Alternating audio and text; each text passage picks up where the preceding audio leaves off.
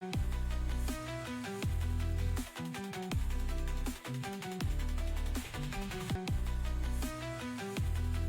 चीज आपको मुझे अभी अभी मेरे दिमाग में एक चीज आ गई, मैं आपको बता दूं। आगामी 27 में जी विधानसभा के चुनाव है उत्तराखंड में। ठीक है जी और उत्तराखंड में लगभग 72 या 73 सीटों पे चुनाव होते हैं, ठीक बात है।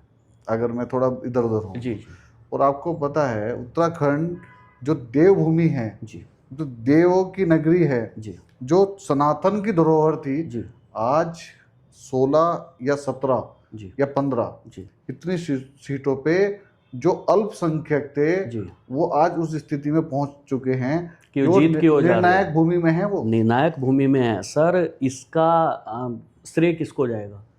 किसी को नहीं जाएगा, इसका श्रेय हम ही जाएगा, क्योंकि हम ही लोग गद्दार हैं।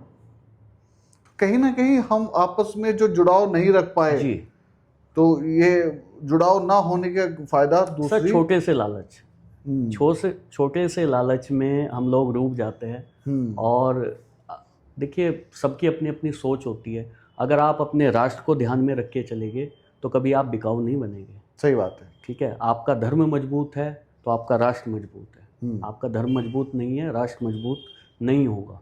हम अभी भी कह रहे हैं, पहले भी कहा है, राष्ट्र हमारे लिए सर्वोपरि है। देखिए राष्ट्र और धर्म की जब हम बात करते हैं तो वाकई हम जो लोग आज सनातन के प्रहरी बन के बैठे हैं, जी आप जैसे लोग जो सनातन की रक्षा कर रहे हो, ये वो लोग हैं जिन्होंने उस समय गर्दनें नहीं झुकाई। ठीक, जिन्होंने उस समय राष्ट्र और धर्म दोनों के पक्ष में रहे। जी और जो उधर चले गए वो तो आपको पता ही है, जिन्होंने तलवारों के डर से सलवार नहीं पहनी है। हाँ वो लोग हम उनकी श्रेणी में आते हैं। बिल्कुल सही बात। और जिन्होंने तलवार के डर से सलवार पहन ली है तो वो कन्वर्टेड है। लेकिन हम तो उनका भी स्वागत करते हैं।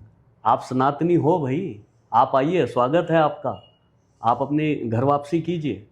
पर वो लोगों का ब्रेन वॉश इतना ज़्यादा हो चुका है कि घर वापसी छोड़ो, मतलब विधर्मिता उनके रग रग में दौड़ रही है। सर उसका रीज़न, उसका बहुत बड़ा रीज़न है।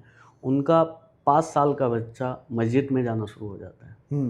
धर्म के प्रति उनकी जो शिक्षा दी जाती है वो 5 साल के बच्चे से दी जाती है। इवन उनके घर से धर्म की शिक्षा दी जानी शुरू हो जाती है। और हमारे यहाँ का अगर 20 साल का युवा किसी हिंदू संगठन में कार्य करता है तो उसको बहुत निगेटिव मैं यही क्वेश्चन करने वाला था। जी स्थिति ये है कि हमारा पढ़ा लिखा वर्ग अगर कोई बच्चा भगवा सेना या किसी भी अन्य हिंदू संगठन से जुड़ता है तो हम लोग सबसे पहले उसको अलग दृष्टि से देखते हैं। गुंडे का नाम हम देते हैं। सत्यता है सर ये। और जब मैं अभी आपके साथ डिस्कशन हुआ तो अभी 2-4 दिन पहले का विचार था जी।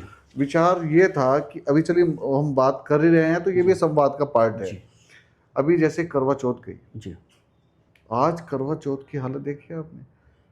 हमारे तमाम बाजारों में हमारी महिलाएं, जहां हमारे मंदिर में एक जेंट्स पंडित महिला के मस्तक को टच नहीं करता है, वो उसकी उंगली पे सिंदूर देता है। सत्यता कि आप लगा लीजिए। सत्यता है। उसी धर्म में आज महिलाएं मजबूर हैं, या फिर ये अंग्रेजी कल्चर का बढ़ावा है कि जितने भी मेहंदी लगाने वाले हैं सब पुरुष वर्ग आ गए। सर देखिए हमारे युवा, उसमें हमारी बहनें भी हैं, उसमें हमारे भाई भी है, उसमें हमारे बच्चे भी हैं। हमारे युवा वेस्टर्न कल्चर को ज़्यादा अडॉप्ट कर रहे हैं। ठीक, उसके पीछे बहुत सारे रीज़न है सर। हम लोगों को धर्म का ज्ञान नहीं है, या हम धर्म का ज्ञान लेना नहीं चाहते। ठीक, उसका श्रेय किसको जाएगा सर? उसका श्रेय पेरेंट्स को जाता है। हम अपने बच्चों को, हम ये तो कहेंगे कि दीपक साहब, पवार साहब, आप अपने बच्चों को गुरुकुल में डालिए, ठीक है, लेकिन मैं इंग्लिश मीडियम में, हाँ मेरे तो उसमें इंग्लिश, मेरे बच्चे नहीं जाएंगे वहाँ पे। आप प्राइमरी में पढ़ाइए, लेकिन मेरे बच्चे प्राइमरी में नहीं पढ़ेंगे। तो सर ये बहुत बड़ा रीज़न है। ठीक है, हम मानते हैं आप इंग्लिश मीडियम में पढ़ाइए, आज का जो समय है उसको देखते हुए, ठीक है, आप हायर एजुकेशन अपने बच्चों को देना चाहते हैं, हर पेरेंट्स चाहता है आप दीजिए, लेकिन कभी आप भजन संध्या में भी तो ले जाए बच्चों को। फिर भी जो हमारी संस्कृति है जी, उसका बीज रोपण करने का दायित्व भी पेरेंट्स का ही है। बिल्कुल है सर, बिल्कुल अगर है। आपने वो बीज ही नहीं लगाया जी, तो कल के दिन उसको फिर इन सब चीजों में नेगेटिविटी दिखेगी। नेगेटिविटी दिखेगी वो सर। फिर वही जनरेशन है जो पूजा पाठ को ढोंग बताएगा। जी, ठीक बात है। और आज हो रहा है सर। जो पढ़ लिख के बच्चे अमेरिका चले गए, जी, वो अपने पेरेंट्स के दाह संस्कार के लिए नहीं आ रहे हैं, वीडियो कॉलिंग पे वीडियो कॉलिंग पे दाह संस्कार हो रहे हैं। आप लगातार वीडियो कॉलिंग पे अभी दाह संस्कार। कुछ महीने पहले आपके क्षेत्र का ये मसला था जी जी कि वीडियो कॉलिंग पे बेटे ने वहीं से बोल के दाह संस्कार कर दो। बिल्कुल सत्यता है सर, ये सत्यता है। वो देन किसकी है? वो हमारी तो देन है। हम क्या चाहते हैं? हमारे बच्चे पढ़े लिखे और अमेरिका जाए। हमें अपना ध्यान नहीं, हमारा बुढ़ापे में कौन ध्यान रखेगा? हाँ, या आज सर हम लोग महीने में, मैं अगर अपनी पर्सनल बात करूं, मैं महीने में 20 दिन भजन संध्या या सनातन के कार्यक्रम, और मैं कोशिश करता हूं कि अपने परिवार को उसमें ज्वाइन कराऊं, अपने बच्चों को उसमें ज्वाइन कराऊं, वो सीखे। ठीक है, हम उनको हायर एजुकेशन दे रहे हैं, बच्चे पढ़ाई लिखाई कर रहे हैं, लेकिन उसके साथ साथ हमारा धर्म क्या है, सनातन संस्कृति क्या है, तो उनको ले जाना चाहिए। बहुत लोग आते हैं, ठीक है, कुछ लोग प्रयास करते हैं, पवार साहब आ रहे हैं लेकिन अपने बच्चों को नहीं लाएंगे। क्यों साहब? क्योंकि उनकी पढ़ाई डिस्टर्ब हो जाएगी। ठीक है, लेकिन सर आने वाला भविष्य क्या है? आने वाले भविष्य तो वही है, आप और हमको तो चले जाना है, तो चले जाना है, हम लोगों को तो चले जाना है, लेकिन उन बच्चों का क्या होगा? आप सपोज करके देखिए, आपकी बिटिया है और आने वाले 20 साल बाद क्या समय आने वाला है, आप सोच भी नहीं सकते। आपके रोंगटे खड़े हो जाएंगे सर। बिल्कुल सही बात है। बहुत स्थिति खराब। चलिए, अभी इसको क्रम को आगे बढ़ाते हुए अब हम युवाओं की बात कर रहे थे, हम नेक्स्ट जनरेशन की बात कर रहे थे।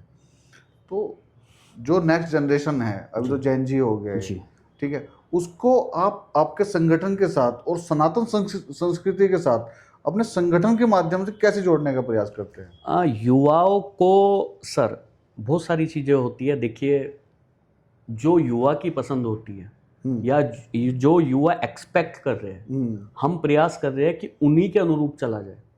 ठीक है, हम सोशल मीडिया के माध्यम से, हम अपनी वेबसाइट के माध्यम से, हम अपने धर्म के बारे में बताते हैं। ठीक है, हम अपने शास्त्रों के बारे में बताते हैं।